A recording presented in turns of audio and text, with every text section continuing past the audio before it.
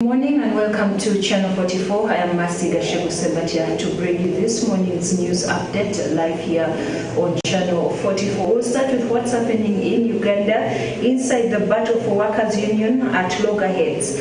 As social NATO officials, a section of NATO officials accused Mr. Shawere, the chairman general of the incompetence, intrigue and dictatorship, among others.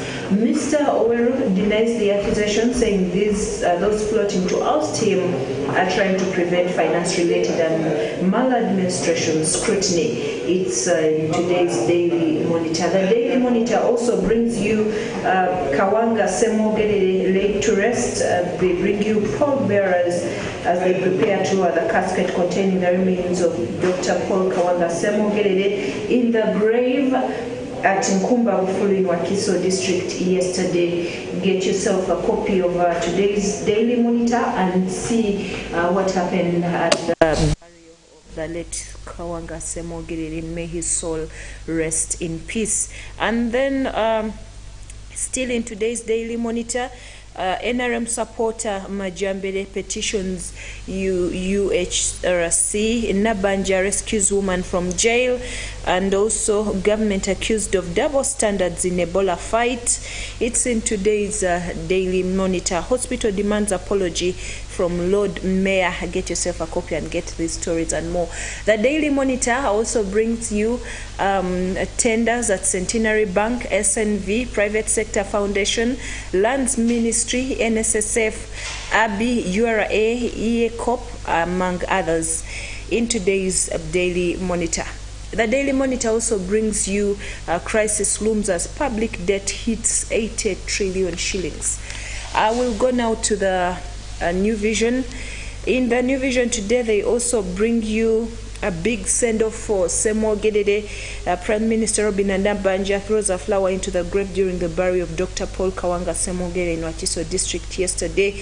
Present also was John Baptist Kawanga, the deceased's brother, Millie Babalanda, the Minister for Presidency, and Medad Segona Bosiro East, Member of Parliament. In today's New Vision, they bring you experts advise on tough economy. The government, however, has assured the public that the debt is under control. The Daily Monitor also brings you Kampala feeds on unsafe meat. It's in today's Daily Monitor on page 3. And also they bring you what transpired in the World Cup in the sports section of today's New Vision. France to rely on Kylian Mbappe. That is on the sports section of today's Daily, New Vision. Well, right now allow me to take you into today's international news update. In today's international news update, South Africa's Supreme Court of Appeal has ordered former President Jacob Zuma to return to prison after upholding an early ruling that his medical parole had been unlawful. It is not clear if he will spend any more time in jail. The 80-year-old was given a 15-month sentence last year for contempt of court over his refusal to testify during an investigation into corruption. His imprisonment prompted violent protests in KwaZulu-Natal province and other parts of South Africa that left more than 300 people dead. Zuma was released after 2 months in jail after his lawyers argued that he had an undisclosed terminal illness. In their unanimous judgment yesterday, the judge said the prison authorities should decide if the time of the former president has unlawfully spent out of prison should count towards his sentence or not. The former president's lawyer had argued that Zuma needed medical care that could not be provided in prison and now may take the matter to the Constitutional Court. Moving on, a jury will be deliberating today in the trial of 5 people accused of the most serious crimes to date in connection with the 6th January 2021 Capitol riot assault. 5 members and supporters of the Oath Keepers militia, including founder Stuart Rhodes, are in court in Washington. They are charged with seditious conspiracy and a number of related lesser charges, including obstructing officers and destroying government property. The main charge of seditious conspiracy is rarely used and is defined in part as conspiracy to use force to prevent, hinder, or delay the execution of any law of the United States. The U.S. Department of Justice has not successfully prosecuted anyone on the charge since a group of Islamic militants were convicted in 1995 of plotting to plant bombs in the New York.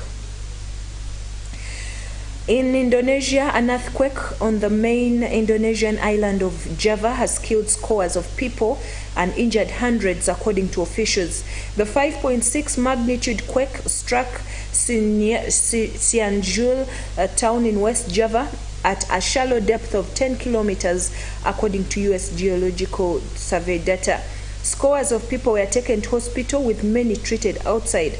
Rescuers have worked throughout the night to try to save others thought to still be trapped under collapsed buildings. The area where the quake struck is densely populated and prone to landslide, with purely built houses reduced to rubble in many areas. The exact number of people killed so far remains unclear. Indonesia's National Disaster Mitigation Agency has said their official death toll was 62, adding that another figure given by regional governor remains unverified. And finally, one of Twitter's most important charity partners says it is considering ending its relationship with the platform because of recent policy changes. Anti-Defamation League says Elon Musk's surprise move to reinstate former President Donald Trump's account is dangerous and inconsistent. It also says it also allows Kanye West back on Twitter has raised concerns. This comes as one of Twitter's major advertising partners expresses doubt about its future with Twitter. Twitter did not respond to requests for comment, but on its advertising website, the company says it has long-standing fruitful relationships with the key civil rights groups and organizations, including NAACP, Ed Color, and other Anti-Defamation League. Well, that brings us to the end of this morning's news update. Thank you for watching Channel 44. We'll return at 12:45 with fresh news update and news in brief live here on Channel 44. The Pastors Now program is coming up next. Do not miss listening to great testimonies that these men of God bring you as they encourage you as you start your day. And also, I remind you of Christmas Karamoja. We are taking Christmas to the people of Karamoja. These people have never enjoyed Christmas, and this is the time for us to sow a seed to make them happy and give them an experience of their lifetime. Join us by sending your seed to the numbers that will be availed during the services, or you can bring your seed to the Miracle Center Church reception. You'll be given a receipt if you want accountability, or you can come and give during the services. You will be tremendously blessed. You can hand your seed to Pastor Robert Kayanja. We are having revival services every day, and do not miss tonight's revival service. It's going to be powerful here at the Miracle Center Cathedral. God bless you. Enjoy your morning.